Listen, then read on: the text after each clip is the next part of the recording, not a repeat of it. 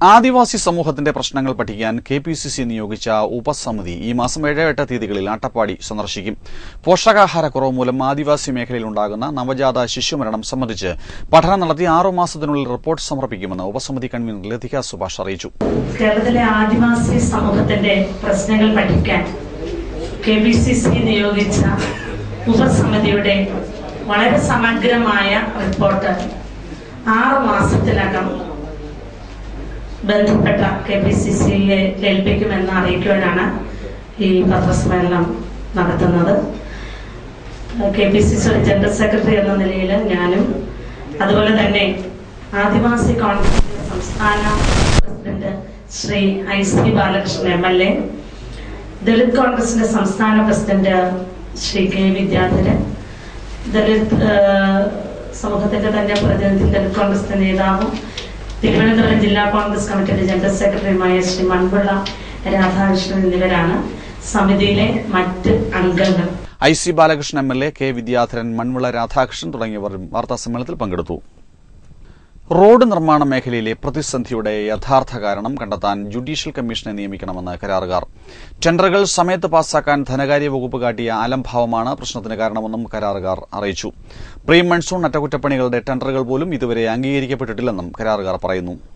സംസ്ഥാനത്തെ റോഡ് നിർമ്മാണ മേഖലയിലെ പ്രതിസന്ധിയുടെ യഥാർത്ഥ കാരണങ്ങൾ കണ്ടെത്തി പരിഹാര നിർദ്ദേശങ്ങൾ സമർപ്പിക്കുന്നതിന് സാങ്കേതിക വിദഗ്ധർ ഉൾപ്പെടെയുള്ള ജുഡീഷ്യൽ കമ്മീഷനെ നിയോഗിക്കണമെന്ന ആവശ്യവുമായാണ് കരാറുകാർ രംഗത്ത് വന്നിരിക്കുന്നത്. ടെൻഡറിന് ശേഷം 2 മാസങ്ങൾക്കുള്ളിൽ അവയിൽ തീർപ്പ് കൽപ്പിക്കപ്പെടണമെന്ന പൊതുമരാമത്ത് മാനുവലിലെ വ്യവസ്ഥ ലംഘിച്ചതുകൊണ്ടാണ് ഈ വർഷം റോഡുകൾ ഇത്രയേറെ തകർന്നതെന്ന് കരാറുകാർ ആരോപിക്കുന്നു. ടെൻഡറുകൾ പാസ്സാകുന്നതിന് പലപ്പോഴും പണിയുടെ പൂർത്തിയാക്കൽ സമയത്തേക്കാൾ കൂടുതൽ കാലതാമസം ഉണ്ടാകുന്നു. 2012 ടെൻഡർ ചെയ്തതും 2013 മെയ് 29 സർക്കാർ ടെൻഡർ അംഗീകരിച്ചതും 143 കോടി രൂപ അടങ്കൽ തുക വരുന്നതുമായ 42 പ്രവൃത്തികളുടെയും ജൂൺ 13 ചീഫ് സെക്രട്ടറി അംഗീകരിച്ച 230 കോടി രൂപയുടെ 9 പ്രവൃത്തികളുടെയും ടെൻഡറുകൾ ധനകാര്യമന്ത്രിയുടെ ഓഫീസിൽ അന്തിമ അംഗീകാരം നൽകാതെ പിടിച്ചുവച്ചിരിക്കുകയാണ്. വിപണി നിരക്കുകളുടെ അടിസ്ഥാനത്തിൽ അർഹമായ നിരക്കുകൾ നൽകണമെന്ന പൊതുമരാമത്ത് മാനുവൽ വ്യവസ്ഥയും ധനകാര്യ വകുപ്പിന്റെ യാഥാർത്ഥ്യബോധമില്ലാത്ത സമീപനം മൂലം അട്ടിമറിക്കപ്പെടുന്നതായും കരാറുകാർ ആരോപിക്കുന്നു. പ്രീ മൺസൂൺ അറ്റകുറ്റപ്പണികളുടെ നിരവധി ടെൻഡറുകൾ ഇപ്പോഴും അംഗീകരിക്കപ്പെട്ടിട്ടില്ലെന്നും ടെൻഡർ സമയത്ത് പാസാക്കാൻ ധനകാര്യ വകുപ്പ് കാണിച്ച അലംഭാവമാണ് റോഡുകൾ ഇത്രയേറെ തകർന്നു കിടക്കാൻ കാരണമെന്നും കേരള ഗവൺമെന്റ് കോൺട്രാക്ടേഴ്സ് അസോസിയേഷൻ സംസ്ഥാന ജനറൽ സെക്രട്ടറി വർഗീസ് കണ്ണമ്പള്ളി പറഞ്ഞു. വളരെ അശാസ്ത്രീയമായ കാര്യങ്ങൾ പറയുന്നു, അവര് പ്രായോഗികമല്ലാത്ത കാര്യങ്ങൾ പറയുന്നു, വെള്ളപ്രചരണങ്ങൾ നടത്തുന്നു. അതിനെയൊന്നും ഫേസ് ചെയ്യാനായിട്ട് സംസ്ഥാന സർക്കാർ ഇടതുപക്ഷമാണെങ്കിലും വലതുപക്ഷമാണെങ്കിലും തയ്യാറാകുന്നില്ല എന്നുള്ളതാണ് കേരളത്തിലെ റോഡ് നിർമ്മാണ രംഗത്തെ റോഡ് മേഖലയിലെ ഏറ്റവും വലിയ പ്രശ്നം. ജില്ലാ president George Varghese, TS Jayaprakash, Reji T Chacko, Kurian Joseph, George M Philip, PT Thomas എന്നിവരും വാർത്താസമ്മേളനത്തിൽ പങ്കെടുത്തു. News bureau, Kottayam. കനത്ത മഴയിൽ തേക്കാനം 18 മൈൽ അരീക്കൽ ഭാഗത്ത് പഞ്ചായത്ത് റോഡിന്റെ സംരക്ഷണ ഭിത്തി ഇടിഞ്ഞു വീണു. അരീക്കൽ ചിന്നമ്മ ജോൺ, മലമ്പുറത്ത് താഴെ ചന്ദ്രൻ, മലമ്പുറത്ത് താഴെ ഷാജി എന്നിവരുടെ വീടിന് സമീപത്തേക്കാണ് മണ്ണിടിഞ്ഞു വീണത്. പഞ്ചായത്ത് അംഗങ്ങളായ പുഷ്കലാദേവി, VP റിച്ചി എന്നിവർ സ്ഥലം സന്ദർശിച്ചു. കുടുംബശ്രീ മിഷന്റെ ആട് ഗ്രാമം പദ്ധതിക്ക് കോട്ടാങ്ങൽ ഗ്രാമപഞ്ചായത്തിൽ തുടക്കമായി. പഞ്ചായത്തിലെ കുടുംബശ്രീ യൂണിറ്റുകളെ ഗ്രൂപ്പുകളായി തിരിച്ച് 127 ഗുണഭോക്താക്കൾക്ക് പദ്ധതി പ്രകാരം ആടുകളെ വിതരണം ചെയ്തു.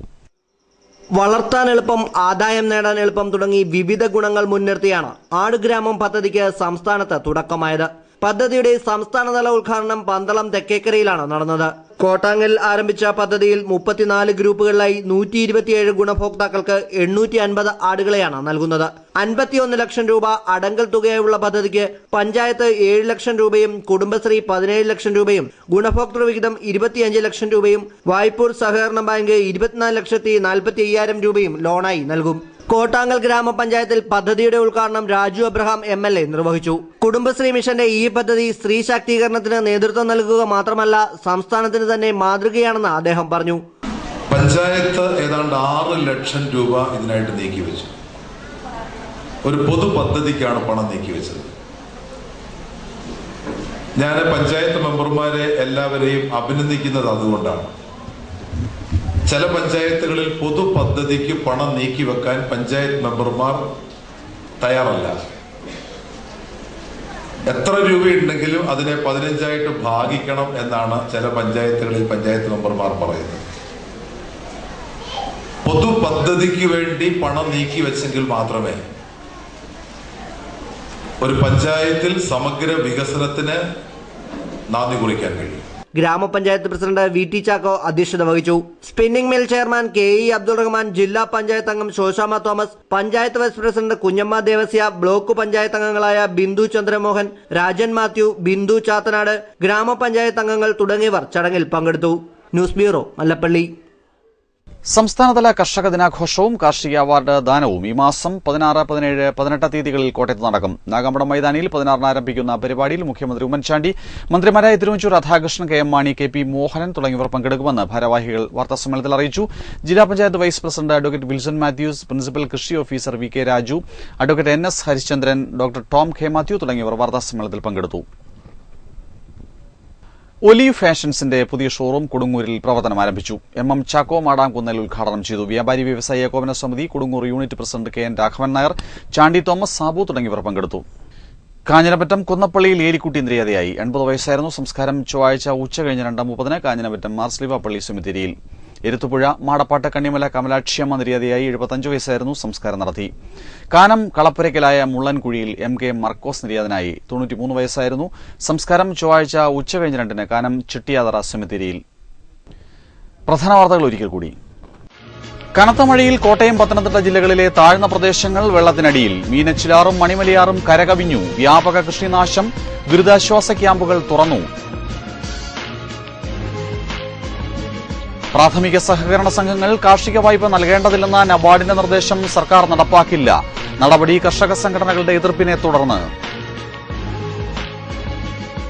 ഫോൺ ചോർത്തൽ സംബന്ധിച്ച തെളിവ് ലഭിച്ചാൽ അന്വേഷിക്കുമെന്ന തിരുവഞ്ചൂർ രാധാകൃഷ്ണന്റെ പ്രഖ്യാപനം ബാലിശ്യമെന്ന് വൈക്കം വിശ്വൻ. എതിർപ്പുള്ളവർ UDF-ൽ നിന്ന് പുറത്തുവരണം. വാർത്തകൾ അവസാനിക്കുന്നു. നമസ്കാരം.